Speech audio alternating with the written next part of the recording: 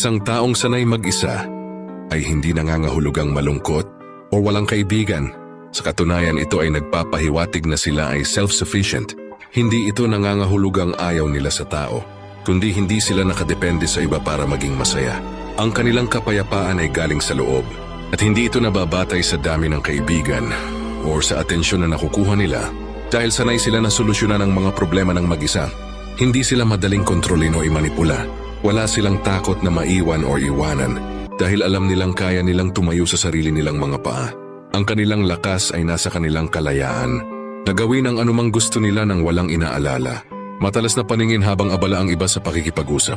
Ang mga taong sanay mag-isa ay tahimik na nagmamasid dahil dito natututo silang basahin ang ugali ng mga tao at ang sitwasyon.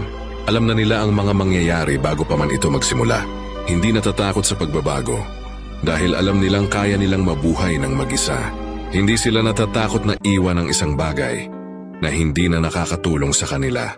Kahit masakit kaya nilang magsimula muli, ang kanilang lakas ay nasa kanilang kalayaan.